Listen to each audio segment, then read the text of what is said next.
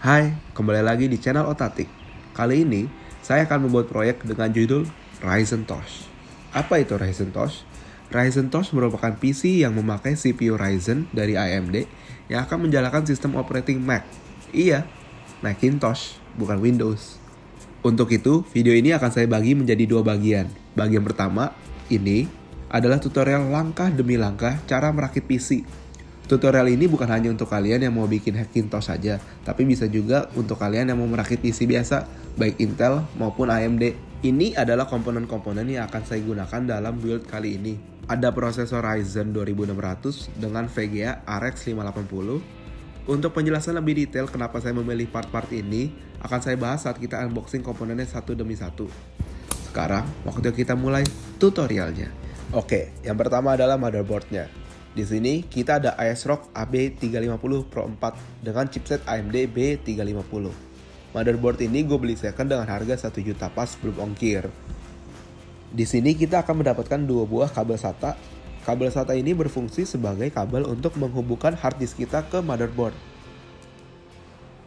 Selanjutnya ada kertas yang memberikan informasi terkait konfigurasi RAM serta buku manual. Buku manual ini sangat penting karena memiliki informasi terkait penyusunan header dan lain-lain, jadi jangan sampai dibuang.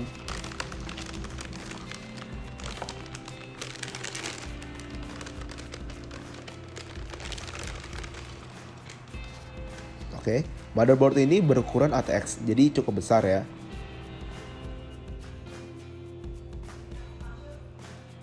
Di sini motherboardnya memiliki banyak banget I/O seperti PS2 untuk mencolok keyboard atau mouse jadul. Ada juga 6 USB 3.1 dengan satu yang berbentuk Type-C.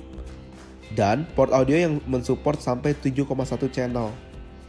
Serta berbagai video out seperti HDMI, VGA, dan DVI. Oke, kalau kita balik di sini ada 6 PCIe ports. PCIe port ini bertujuan untuk menambah komponen-komponen di PC kita seperti VGA, Wi-Fi, atau audio. Kita juga mendapatkan dua port M.2 untuk mencolok SSD. Dan di sebelah sini kita ada 4 slot RAM yang support dual channel. Jadi di sini saya akan memandu langkah demi langkah cara merakit PC sambil mengunboxing bahannya satu demi satu. Nah, biar gampang, motherboardnya kita taruh di atas boxnya. Sehingga saat instalasi CPU dan RAM akan jauh lebih gampang dan juga aman karena boxnya dapat melindungi dari listrik statis.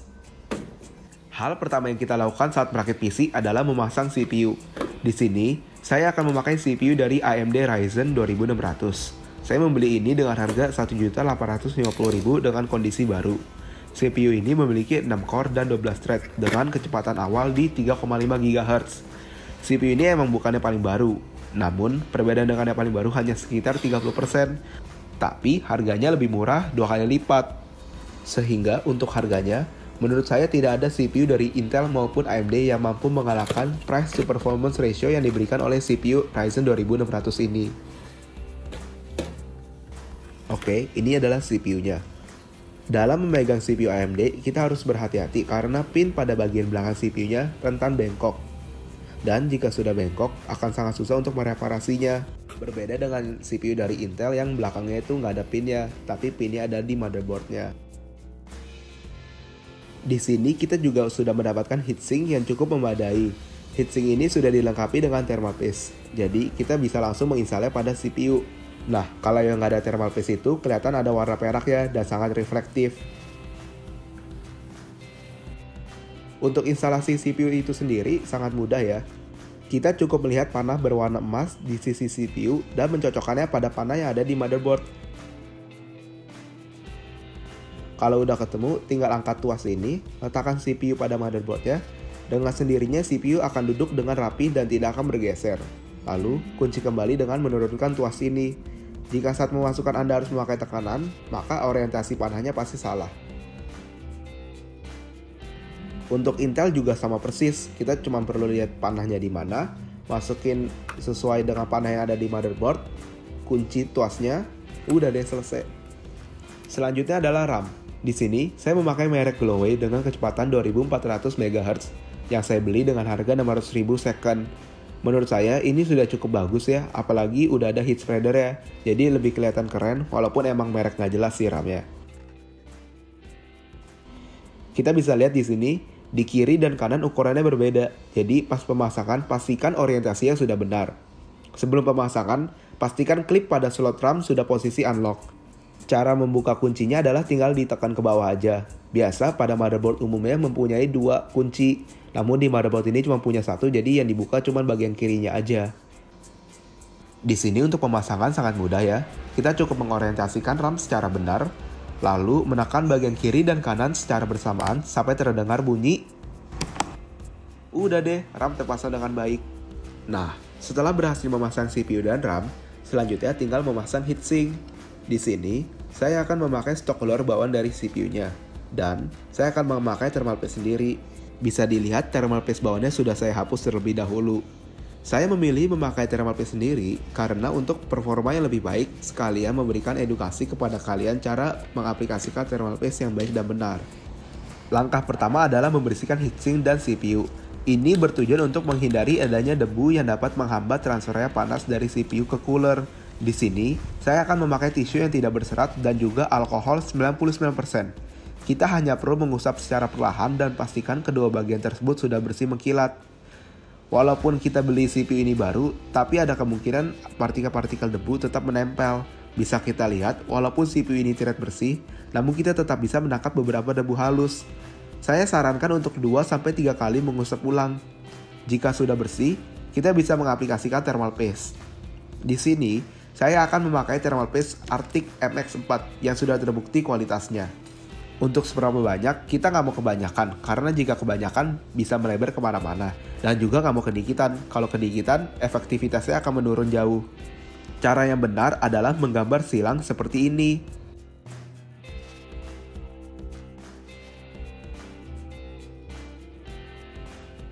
Nah, jika sudah, lepaskan 4 skrup yang ada pada motherboard.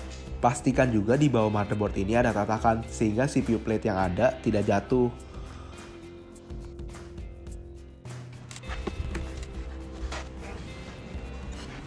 Sekarang, cocokkan lokasi skrup pada heatsink ke motherboard. Dan jika sudah selaras, tinggal kita pasang. Jika heatsink dan CPU sudah bertemu, jangan dicabut kembali. Karena jika kita mencabut kembali, ada kemungkinan munculnya gelembung pada thermal paste. Sehingga kita harus mengaplikasikan ulang thermal paste tersebut. Untuk mengencangkan cooler, kita harus mengikuti pola X atau silang. Untuk skrup pertama, cukup setengah aja ngencenginnya. Begitu juga untuk skrup kedua. Untuk skrup ketiga dan keempat boleh full. Nah, sekarang balik lagi ke skrup pertama untuk mengencangkan sampai full. Begitu juga yang kedua. Ini bertujuan untuk menghindari adanya gelembung udara di dalam karena tekanan yang tidak rata. Pastikan keempat sisi sudah kencang maksimal. Jika sudah kencang, kita bisa memasang fan header ke motherboard. Cara pasang kabelnya juga mudah. Di kabel ini kan ada yang nonjol gini ya. Tinggal disesuaikan aja sama yang nonjol di motherboard. Terus dicolok masuk. Nah, habis sudah terpasang, jangan lupa untuk merapikan kabel tersebut. Kita bisa menyembunyikan kabel ini di sela-sela seperti ini. Nah, untuk kalian yang memasang SSD berbasis M.2 seperti ini, sebaiknya dilakukan sekarang. Jadi, SSD berbasis M.2 ini pemasangannya sangat simple, nggak ada kabel apapun. Kita tinggal colok aja SSD ini ke dalam soketnya, pastikan pas colokin itu kita lurus. Dan kalau udah masuk, kita tinggal kunci pakai skrup yang sudah disediakan oleh motherboard. Kalau kalian mau memakai SSD berbasis M.2, pastikan motherboard kalian support SSD berbasis ini. Nah, setelah terpasang heatsink, CPU, dan RAM, kita bisa memasang motherboard ini ke casing. Sebelum itu, mari kita lepas penutup kiri, kanan, dan depan. Untuk yang depan, kita harus lebih berhati-hati karena ada banyak kabel yang rentan putus. Kalian mungkin bertanya, kabel apa sih yang di depan ini? Kabel yang ada di depan ini bertujuan untuk menghubungkan port yang ada di depan ke motherboard seperti tombol power, tombol reset, USB, atau indikator hard disk. Ya, sesuai yang ada di depan aja sih. Sebelum kita pasang motherboard, sebaiknya kita install dulu power supply-nya. Di sini, saya memakai power supply merek Cooler Master Watt 500 dengan harga 685.000. Pastikan saat membeli power supply, minimal sudah ada rating 80+. Power supply yang saya beli ini bukan power supply yang mahal. Jadi, kabel-kabelnya itu masih jadi satu semua, belum modular. Sehingga untuk kabel manajemen nanti akan lebih sulit. Tapi kan kemungkinan besar kalian bakal beli power supply yang murah juga. Jadi, bentukannya bakal sama. Di sini kan ada banyak kabel ya. Ada dua jenis kabel yang saya mau jelasin terlebih dahulu. Yang pertama adalah kabel CPU dan kabel PCIe Express. Kedua kabel ini bentukannya mirip banget. Sebenarnya untuk bedainnya sih nggak gitu susah ya. Yang PCIe Express ini ada labelnya seperti ini, PCIe Express. Kalau untuk CPU nggak ada label sama sekali. Oke, sekarang tinggal masukin aja power supply ke slot yang ada pada case PC Anda.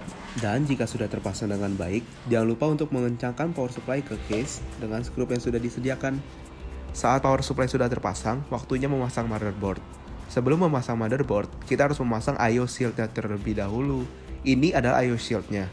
Cara pasangnya juga nggak gitu susah, kita tinggal putar aja case ya. Cara mengetahui orientasi I/O shield ini udah benar atau belum, tinggal membaca aja tulisan seperti USB pada I/O shield. Pastikan tulisan ini bisa dibaca dari luar case, seperti ini. Jika sudah benar, tinggal tekan dari dalam keluar sampai muncul bunyi pada keempat sisi. Kita bisa ngetes ini pasangnya udah benar atau belum sih dengan cara neken dari luar ke dalam, nggak usah kenceng-kenceng, dikit aja. Yang penting dudukannya udah mantep. Nah, ini adalah stand off screw.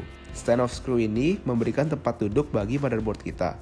Cara pasangnya juga cukup mudah, tinggal diputar pakai tangan dan dikencangkan pakai tang seperti ini. Nah, kita bisa lihat ya di sini ada banyak lubang-lubang yang bisa kita sesuaikan dengan lubang yang ada di motherboard. Jadi kita tinggal memasang aja setiap lubang yang ada di motherboard harus ada dudukannya di case. Nah, kalau kita udah pasang semua stand off screw-nya, kita tinggal masukin aja motherboard ke case dan kita dorong masuk. Pastikan antara motherboard dan I/O shield-nya sudah perfect fit, jadi nggak ada sela-sela yang kosong. Habis itu kita tinggal skrup aja setiap lubang stand off screw tadi biar dia menyatu dengan casing. Jangan sampai ada ketinggalan ya. Selanjutnya adalah menghubungkan power supply ke motherboard. Kabel pertama adalah kabel 24 pin. Ini adalah kabel yang paling gampang untuk diidentifikasi karena dia paling panjang sendiri. Saya sangat menyarankan untuk merapikan kabel mulai dari sekarang sehingga kita nggak bakal kerja 2 kali nanti. Cara rapinya juga nggak susah, kita tinggal masukin aja kabel ini lewat belakang, terus balik lagi ke depan biar dia bisa colok ke motherboard. Dengan gini tampilan depannya bisa sangat rapi, jadi nggak ada kabel yang bleber-bleber kemana-mana. Nah, kan udah rapi nih ya, kita tinggal pasang aja. Untuk pasang kabelnya juga nggak susah, kita tinggal orientasi yang benar aja. Nah, cara orientasinya gimana sih? Kita lihat aja nih di sisi 2 kabel ini, ada satu yang bentuknya kotak, ada satu bukan kotak. Kita tinggal sesuaiin sama yang di motherboard, terus tinggal dicolok deh. Kayak pasang Lego aja. Dan kalau ini emang coloknya harus pakai tenaga dikit. Dan sayangnya nggak ada bunyi tek, jadi susah juga mastiin udah bener atau belum. Kabel kedua adalah kabel CPU. Seperti yang di awal sudah dijelaskan, kabel CPU bentuknya mirip dengan kabel PCI Express. Untuk bedainnya tinggal lihat aja yang mana ada logo PCI Express. Nah, untuk motherboard ini dia memakai 8 pin. Ada beberapa motherboard yang cuma pakai 4 pin. Jika cuma butuh 4, maka kabel lebihnya dibiarin aja nggak apa-apa. Cuma kalau ini gara-gara dia butuh 8 pin, semuanya kita pakai. Untuk pemasangannya juga nggak susah. Cukup dicolok. Sekarang tuh sebenarnya kita udah seperti main Lego. Lah. Kalau udah terpasang, jangan lupa kita rapin kabel ya. Waktunya diudek-udek aja di dalam soalnya. Sekarang kita mau masuk ke bagian yang paling susah, yaitu pasang kabel depan atau I/O cable ke motherboard. Untuk pemasangannya, ini waktunya kita buka buku manual. Bisa kita lihat di buku panduan ini kita dijelaskan cara pasang kabel power LED, power button, HDD, reset, berserta kutub positif dan negatif ya. Kalau kutubnya ketukar sih nggak ada masalah, cuman ya paling nggak berfungsi aja, tapi nggak bakal bikin PC kamu rusak. Jadi, pertama kita lihat dulu nih, di sini kan ada satu yang kosong ya. Kita lihat juga di motherboard mana yang kosong. Habis ketemu, kalau kita mau pasang misalnya power LED, kita tinggal pasang aja yang positif di posisi yang paling kanan, dan sebelahnya yang negatif. Selanjutnya ada juga kabel biru ini. Ini emang bentuknya aneh sendiri, tapi ini adalah kabel USB 3.0. Nggak semua case bakal ada ini, tapi kalau ada, lihat juga di motherboard apakah support. Kalau support, biasa dikasih tahu coloknya di mana. Nah, untuk kabel USB 2.0, biasa semua motherboard dan case harusnya ada, dan bentukannya lebih kecil. Untuk pasangnya juga nggak susah, kita tinggal colok masuk aja. Jadi di pinnya ini ada satu yang kosong, kita tinggal sesuaiin yang kosong ke bagian motherboard yang kosong, terus tinggal dicolok deh. Nah, pas semua kabel depan udah terpasang, waktunya kita pasang hard disk. Kan tadi di depan gue udah pasang SSD berbasis M.2 ya, sekarang gue mau pasang SSD dan hard disk yang berbasis SATA biasa. Di case PC ini terdapat beberapa lokasi untuk pemasangan hard disk, seperti ini, dan juga ini. Kita tinggal masukin aja hard disk ke lokasi yang ada di case kita, jangan lupa di screw. Kalau udah di screw, kita tinggal sambungin kabelnya. Nah, buat pasang hard drive yang biasa yang berbasis SATA seperti ini, ada 2 jenis kabel yang harus dicolok. Yang pertama adalah kabel power dari power supply dan kabel data yang bentuknya kayak gini dari hard disk ke motherboard, namanya kabel SATA. Untuk pemasangnya juga nggak susah, kita tinggal cocokin aja yang panjang ke yang panjang, yang pendek ke yang pendek. Nah, sekarang tinggal kita sambungin aja kabel SATA satu lagi ke motherboard langsung kayak gini. Nah, sekarang ada baiknya kita cek ulang nih, siapa tahu ada kabel yang kelupaan. Kabel 24 pin udah terpasang, kabel power CPU, RAM, header depan, kabel SATA. Nah, kalau semuanya udah terpasang dengan baik, tinggal kipas aja nih yang belum dipasang. Jadi kipas ini punya dua jenis kabel ya, yakni kabel pertama adalah ini, kabel Molex, dan kabel kecil yang sama kayak kabel CPU. Cara pasang kabel kecil ini juga sama kayak pas kita pasang kabel kipas CPU. Tinggal dicolok langsung aja ke motherboard. Dan kalau kabel Molex yang gede ini dicolok langsung ke power supply. Untuk kali ini saya bakal colok ini langsung ke power supply sehingga di depannya nggak berantakan. Sebenarnya kalau kipas yang mahal tuh bisa ada RGB atau kecepatannya bisa diatur, makanya harus dicolok ke motherboard. Nah, berhubung ini kipas murah, jadi dicolok ke motherboard tuh nggak ada bedanya sama colok langsung ke power supply. Jadi mendingan gue colok ke power supply biar kelihatannya lebih rapi di depannya. Nah, sekarang ke bagian yang paling ditunggu-tunggu, yaitu instalasi GPU.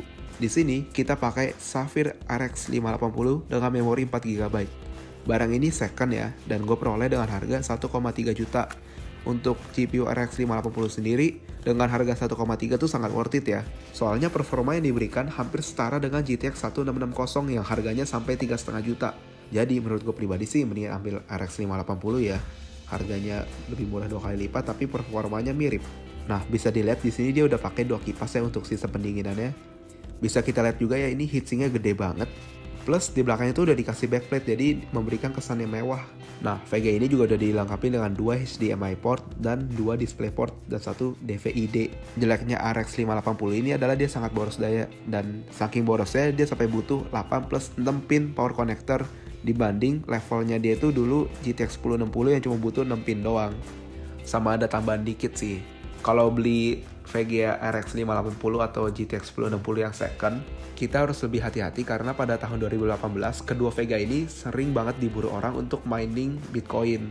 Dimana kalau mereka dipakai buat mining Bitcoin itu mereka dipaksa untuk kerja rodi semaksimal mungkin 24 jam. Jadi untuk ketahanannya mungkin bisa menurun, tapi asal kita ngetes dengan baik VGA-nya sih nggak ada masalah ya. Nah, untuk pasangnya juga nggak susah ya. Kita cuma perlu masukin VGA ini ke slot PCIe yang ada di motherboard. Kalau bisa sih yang paling atas, karena biasanya yang paling atas tuh punya spek yang paling tinggi dibandingkan yang bawah-bawah. Pastiin nggak ada halangan di bagian belakang case-nya. Masukin sampai ada bunyi. Nah, kalau gitu udah kepasang. Sekarang tinggal colok aja kabel powernya dari power supply ke VGA ini. Kalau nggak mau masuk berarti kebalik atau salah kabel. Mungkin kepake kabel CPU kali ya. Nah, kayak gini kan kelihatannya ada 2 kabel yang lebih, dibiarin aja nggak apa-apa, nggak bakal nyetrum kok. Untuk kali ini gue bakal pakai WiFi card dengan tipe Broadcom BCM94360 dengan Bluetooth. Saya memilih ini karena WiFi card ini sudah support dengan standar AC dan bandwidth 5 GHz sehingga bisa menghasilkan kecepatan yang tinggi. Selain itu karena kita mau pakai ini buat Macintosh ya. Macintosh tuh punya kriteria yang ribet banget kalau masalah wifi. Jadi kalau saya wifi-nya beda, dia nggak mau wifi tuh. Makanya kita harus beli yang udah compatible seperti ini. Berhubung wifi card ini udah ada Bluetooth, jadi ada header tambahan yang harus dicolok ke motherboard di bagian USB-nya. Bisa dilihat di kabel ini ada tulisan USB, jadi dicolok aja di bagian USB di motherboard. Nah, untuk pemasangannya biar nggak gampang, kita colok dulu nih header USB-nya. Kalau udah colok, untuk WiFi cardnya sama persis kayak pas kita pasang si graphic card. Tinggal sejajarin aja sama slotnya, terus dicolok masuk sampai ada bunyi. Ini tuh sebenarnya WiFi copotan dari iMac ya. Jadi fitur-fitur kayak sidecar, continuity, atau handoff tuh bisa berjalan langsung out of the box tanpa ada setting-settingan apa lagi. Sekarang semua udah hampir selesai nih. Kita cuma perlu kencengin VGA kita sama WiFi card kita ke case. Nah, setiap case itu punya cara kencenginnya masing-masing. Ada yang misalnya VGA-nya langsung disekrup langsung nih ke case, atau ada yang sistemnya kayak gini nih, ada satu besi yang menyangga semuanya sekaligus, jadi yang disekrup tuh besi ininya aja. Kalau yang sistemnya kayak gini tinggal dipastiin aja semuanya udah sejajar, terus ditekan plat besinya lalu disekrup nih. Nah, di sini juga bisa dilihat ya, dia kasih kita opsi buat sekrup langsung kartu VGA ini ke case-nya lewat lubangnya di sini nih. Nah, sekarang kan udah kepasang ya semuanya ya. Kita waktu yang ngetes sistem ini jalan nggak sih sebenarnya? Jangan-jangan kita udah pasang capek-capek, ada komponen yang rusak lagi. Sebelum kita pencet power buttonnya, kita harus masukin dulu nih semua kabel-kabel seperti keyboard, mouse, display, speaker, antena, wifi, power supply, cetek 1, jangan lupa berdoa ke dewa komputer, baru pencet.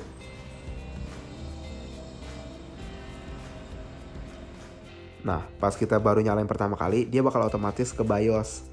Di sini kelihatan nih info-info PC kita kayak prosesor, kelihatan tuh Ryzen 2600, jumlah RAM kita, dan speednya.